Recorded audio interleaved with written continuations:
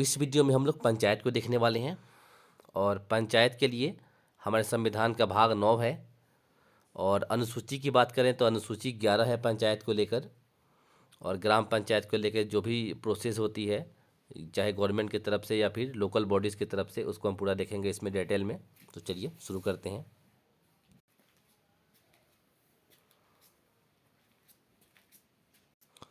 तो इसका जो आर्टिकल है वो आर्टिकल 243 है, आर्टिकल 243 है। और जो पंचायत है वो राज्य सूची का विषय है, मतलब कि स्टेट लिस्ट में है। जैसे कि हम पढ़ने वाले हैं अभी आगे भी, कि लिस्ट 3 तरह से होती है। एक राज्य सूची होती है, एक संघ सूची होती है, और एक समवर्ती सूची होती है। तो राज्य सूची मतलब स्टेट के अंदर में आता है, राज्यों के अंदर में आता है, राज्य सूची में है। और 7वीं अनुसूची जो है उसमें बताया गया है कि राज्य सूची, केंद्र सूची, मतलब संघ सूची और समवर्ती सूची, 3 सूची के बारे में 7वीं अनुसूची में बताया गया। तो उसमें राज्य सूची में रखा गया है पंचायत को। और अनुसूची 11 स्पेशली इसी के लिए है, पंचायत के लिए। ये मैंने बता ही दिया था अभी। तो जब हम इतिहास में देखते हैं ना, इंडिया के इतिहास में, बहुत इतिहास में चल के पीछे चल के, तो बताया जाता है कि जो पंचायत है वो चोल वंश के समय में शुरू हो गया था। जो चोल वंश थे उस समय दक्षिण भारत के समय में थे, नीचे का साइड में थे चोल वंश।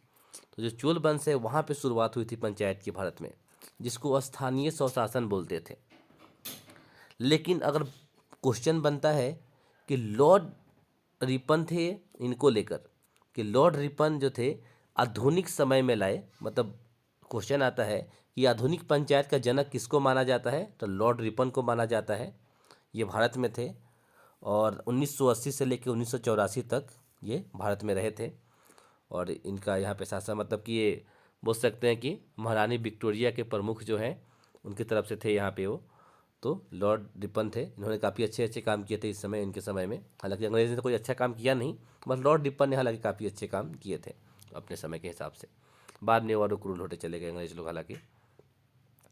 फिर उसके बाद जब भारत आज़ाद हुआ तो इसके बारे में चीज़ें की गई।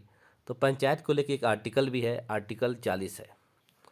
आर्टिकल 40 में बताया गया है कि ग्राम पंचायत का गठन सरकार करेगी और इसकी रिस्पॉन्सिबिलिटी होगी। तो आर्टिकल 40 भी ध्यान रखना है, आर्टिकल 40 भी ग्राम पंचायत से जुड़ा हुआ है। गांधी जी इसके बहुत बड़े समर्थक थे पंचायत को लेकर, लेकिन भीमराव अम्बेडकर पंचायत के खिलाफ थे।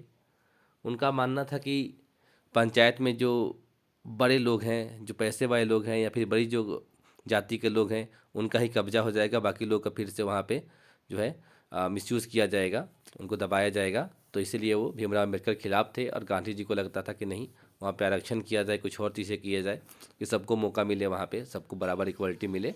तो गांधी जी इसके समर्थन में काफ़ी ज़्यादा थे। इसके बाद जब हमारा देश आज़ाद हुआ तो 1952 में पंडित जवाहरलाल नेहरू प्रधानमंत्री थे उस समय। तो उन्होंने एक कार्यक्रम शुरू करवाई सरकार ने, जिसको बोलते थे सामुदायिक विकास कार्यक्रम। इसमें क्या होता था कि गांव के सब लोग मिल के कोई एक योजना बनाते थे और उसके लिए पैसा सरकार उपलब्ध करवाती थी। और इसमें काफ़ी सफलता मिली सरकार को, मतलब काफ़ी अच्छे लेवल पे गांव में चेंजेस आने लगे। लोगों ने पोखर, कुएं, ये सब खोदना शुरू कर दिया। तो इसको थोड़ा सा और बड़े लेवल पे किया गया आगे चल के, और फिर आगे बनाया गया राष्ट्रीय विस्तार सेवा। आगे किया गया राष्ट्रीय विस्तार सेवा, इसकी शुरुआत की गई, इसको आगे बढ़ाया गया, ये हुआ। फिर इसके बाद सरकार को लगा कि नहीं, अब इसको हमें हर राज्य में अच्छी तरीके से इसको लागू करना चाहिए बड़े लेवल पे। तो फिर इसके लिए एक कमेटी बनाई गई 1957 में। उस कमेटी का नाम था बलवंत राय मेहता कमेटी। बलवंत राय मेहता इसके अध्यक्ष थे और 20 में लोग थे। तो इस कमेटी को बनाया गया, जिसका नाम रखा गया बलवंत राय मेहता कमेटी। तो इन्होंने अपनी रिपोर्ट 1959 में रिपोर्ट दे दिया। और इन्होंने कहा कि हमें पंचायत को 3 स्तर पे शुरू करने चाहिए, 3 लेवल्स पे। एक तो ग्राम पंचायत, ग्राम लेवल पे, उससे जो बड़ी होगी वो पंचायत समिति होगी, और जो सबसे बड़ी होगी वो जिला परिषद होगी। 3 चीज़ों के बारे में उन्होंने बताया कि त्रिस्तरीय, मतलब 3 लेयर्स होंगे पंचायत के।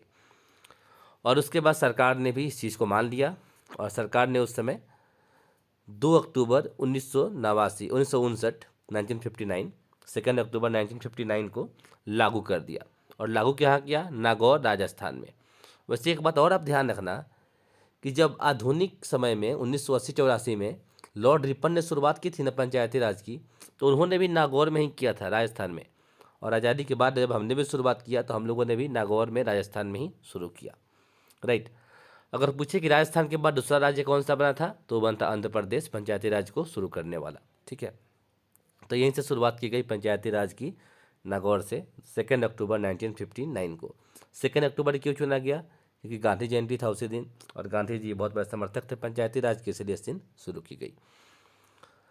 फिर इसके बाद ऐसा ही चलता रहा, और फिर बाद में जब पहली बार एक गैर कांग्रेसी सरकार बनी देश में, जिसके प्रधानमंत्री मोरारजी देसाई थे, जो कि सबसे बुजुर्ग प्रधानमंत्री भी थे, तो उन्होंने एक और कमेटी बनाई जो थी अशोक मेहता कमेटी, जिसको बोलते हैं अशोक मेहता समिति बनाई।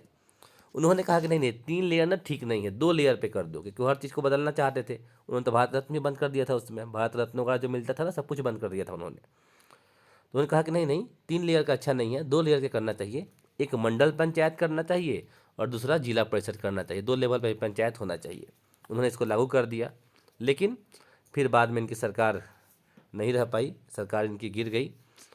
फिर क्या हुआ, इंदिरा गांधी दोबारा से प्रधानमंत्री बनी, और इंदिरा गांधी के आते ही इसे ख़त्म कर दिया। बोले कि नहीं, जो बलवंत राय मेहता समिति ने जो बताया था कि त्रिस्तरीय होगी, वो त्रिस्तरीय ही रहनी चाहिए, और उसको दोबारा से उन्होंने लागू कर दिया। 3 स्तरीय कौन कौन सी थी? ग्राम पंचायत समिति और जिला परिषद।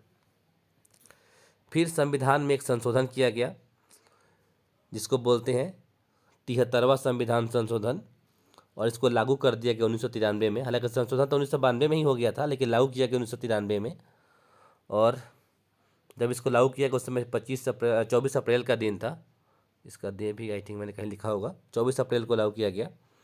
तो 24 अप्रैल को ही हर साल मनाते हैं पंचायत दिवस। तो इसका एक आर्टिकल बनाया गया, आर्टिकल 243 के क से लेकर 9 तक, और 29 विषय दिए गए पंचायत को।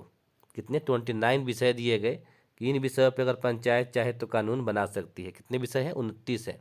ये भी आप ध्यान से याद रखना कि 29 सब्जेक्ट्स हैं जिस पे अगर पंचायत चाहे तो कानून बना सकती है अपने इलाके में। कुछ राज्य हैं जहाँ पे पंचायत लागू नहीं है आज भी, जैसे नागालैंड में आज भी पंचायत लागू नहीं है। दिल्ली में यहाँ पे भी नहीं है, क्योंकि दिल्ली तो खैर गांव है ही नहीं, तो पूरा का पूरा शहर ही है हर तरफ, इसलिए यहाँ पे पंचायत लागू आज भी नहीं है। और नागालैंड में भी नहीं है, क्योंकि वहाँ पे जो आदिवासी हैं और बाकी जो लोग हैं वो एक अलग तरीके से रहते हैं, इसलिए वहाँ पे लागू नहीं है। और पंचायत में एक प्रावधान किया गया है कि यहाँ पे 33% आरक्षण महिलाओं के लिए रहेगा, यानी कि 1/3 जो रिजर्वेशन है ये महिलाओं को दिया गया है। और जैसे बिहार में तो 50% है, बिहार में पंचायत में महिलाओं का आरक्षण जो है 50% है, इस बात को आपको याद रखना है। लेकिन वैसे बताया गया कि 33% तो होना ही चाहिए, 50% कोई कर दिया तो अच्छी बात है। तो कुछ कमेटी बनी है पंचायत को लेकर, जैसे बलवंत राय मेहता कमेटी 1957 में बनी थी, 59 में रिपोर्ट दिया, और इसी के आधार पर 2 अक्टूबर 1959 को पंचायती राज लागू हो गया था। कहाँ से? राजस्थान के नागौर से। फिर अशोक मेहता की कमेटी बनी 1977 में, और इसने बोला कि नहीं 2 लेयर पे करो। फिर इंदिरा गांधी ने इसको आते ही 3 कर दिया था। फिर PBK रॉय 1985 में बनी थी। आपको इतना ध्यान रखना कि जो कमेटियां हैं ना पंचायत से जुड़ी हुई है, बस ये सारी कमेटियों का नाम ध्यान रखना है, और इस जो संशोधन हुए हैं इनको, और ये किससे जुड़ी हुई है? पंचायत से। सवाल बार बार आते हैं। और फिर है LM सिंघवी, ये 1986 में बने थे, ये बना था इनकी अध्यक्षता में, तो ये भी इनसे जुड़े हुए हैं। 64वां संविधान संशोधन हुआ था 1989 में, ये भी पंचायती राज से ही जुड़ा हुआ था। और फिर इसको संवैधानिक दर्जा दे दिया गया पूरी तरीके से, 11वीं अनुसूची बना दिया गया जब 73वां संविधान संशोधन हुआ 1993 में।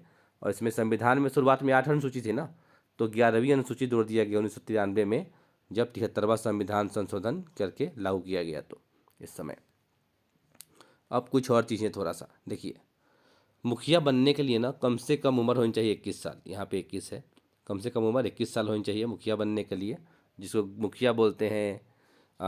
कई जगहों पे वो उनको, और भी अलग अलग जगहों पे अलग अलग चीज़ें वहाँ पे बोलते हैं, जो हेड होते हैं, राइट।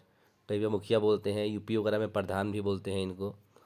तो मिनिमम एज इनकी 21 साल होती है, मैक्सिमम एज की कोई सीमा नहीं है किसी भी नेता के लिए, किसी भी मतलब मैक्सिमम एज की कोई सीमा तो है ही नहीं, ठीक है। तो होता क्या है, देखिए 3 लेवल पे होता है, आपको पता है। एक होता है ग्राम पंचायत, पंचायत समिति और जिला परिषद। तो ग्राम पंचायत में जो होता है ग्राम सेवक होते हैं। कौन होते हैं? ग्राम सेवक। ये सरकार की तरफ से होते हैं। और जो जीत के आते हैं, बिहार में मुखिया बोलते हैं, यूपी वगैरह के इलाकों में उनको प्रधान बोलते हैं। दूसरा है कि पंचायत समिति। पंचायत समिति में जो गवर्नमेंट की तरफ से इंसान आता है उसको बीडीओ बोलते हैं। क्या बोलते हैं? बीडीओ। और जो जीत के जाते हैं, मतलब जनता के द्वारा चुन के, उनको क्या बोलते हैं? ब्लॉक प्रमुख। क्या बोलते हैं? ब्लॉक प्रमुख। जिला परिषद में क्या होते हैं? जो लोग मतलब कि गवर्नमेंट की तरफ से आते हैं उनको बोलते हैं जिला अधिकारी। लेकिन जो लोग जीत के जाते हैं वो लोग अध्यक्ष होते हैं, चेयरमैन होते हैं, राइट, जिला पंचायत के। तो वहाँ पे एक अध्यक्ष होते हैं, लोग जीत के जाते हैं। तो चुनाव के थ्रू ये लोग आते हैं, और ये लोग जो होते हैं गवर्नमेंट की तरफ से आते हैं, जो ये बीच वाले हैं। ठीक है। इसके सिवाय अगर किसी प्रधान को या मुखिया को उसके पद से हटाना है तो ग्राम सभा क्या कर सकती है? 2/3 मेजोरिटी से वोट देकर उस मुखिया को, यानी कि उस प्रधान को, उसके पद से हटा सकती है। ठीक है। और जब ये पास कर देगी, रेजुलेशन ऐसा दिखा देगी, तो जो जिला पंचायत अधिकारी होता है, जो गवर्नमेंट की तरफ से होता है जिला पंचायत अधिकारी, वो उससे क्या करेगा? उसके पद से हटा देगा मुखिया को, और फिर यहाँ पे बाद में चुनाव कराया जाएगा। ध्यान रखना, मुखिया का पद अगर खाली है ना, तो 6 महीने के अंदर में चुनाव हो जाना चाहिए। 6 महीने के अंदर अंदर में चुनाव हो जाना चाहिए। और ये चुनाव करने की जिम्मेवारी किसकी होती है? राज्य चुनाव आयोग की। ठीक है। अगला है यहाँ पे कि 73वां संविधान संशोधन जब करके 1993 में लागू कर दिया गया। तो लागू कब हुआ था? 24 अप्रैल 1993 को। हालांकि मैंने बता ही दिया था। तो पंचायत दिवस हर साल कब मनाया जाता है? तो 24 अप्रैल को, ध्यान रखना है आपको। और जब इस संशोधन कर दिया गया था ना, तो उस समय मध्य प्रदेश पहला ऐसा राज्य बना था जब संशोधन होने के बाद लागू किया। और शुरुआत तो राजस्थान से हुई थी, उसके बाद किसने किया था? आंध्र प्रदेश। लेकिन वो तो 1959 में हुआ था ना, जब 1993 में इसको संवैधानिक दर्जा मिल गया और 11वीं अनुसूची बना दी गई इसके लिए। उस समय सबसे पहले मध्य प्रदेश ने इसको लागू किया था। ठीक है, 11वीं अनुसूची में है तो हमने कर ही लिया था। अब थोड़ा सा यहाँ पर ये समझ लीजिए इस चीज़ को लेकर, लोकल गवर्नमेंट को लेकर। ठीक है, चलिए मैं थोड़ा सा इसको जूम आउट ही करता हूँ ताकि आराम से दिखे। देखिए, 1 मिनट। यहाँ पर देखिए, ग्राम पंचायत में 3 लेवल कौन कौन से होते हैं? ग्राम पंचायत, पंचायत समिति, जिला परिषद। लेकिन शहरों में इसका थोड़ा सा उल्टा होता है। जो शहरी इलाके होते हैं कि तहसील होता है, ये सबसे छोटा होता है। जो उससे थोड़ा बड़ा होता है, मध्य आकार का, वहाँ पे नगर परिषद होती है, जिसके जो हेड है अध्यक्ष होते हैं। और उससे भी अगर थोड़ा सा बड़ा होता है तो नगर परिषद के बाद अगला क्या होता है? नगर निगम होता है। और इसका जो हेड होता है वो मेयर या फिर महापौर होता है। मेयर बोलते हैं या फिर महापौर बोलते हैं। तो ये किसके हेड होते हैं? नगर निगम के। तो नगर निगम जहाँ पे होती है वहाँ पे बहुत ज़्यादा आबादी वाली जगह होती है, बड़ा जगह होता है। और उससे जो थोड़ा सा छोटा होता है उसको नगर परिषद बोलते हैं, और जो सबसे छोटा होता है उसको तहसील बोलते हैं। तो इस तरीके से होती है शहरी इलाकों में, जो लोकल गवर्नमेंट होती है उसको इस तरीके से बोलते हैं। ठीक है। तो पंचायती राज के बारे में जो भी चीज़ें था हमने उसे देख लिया है ठीक से।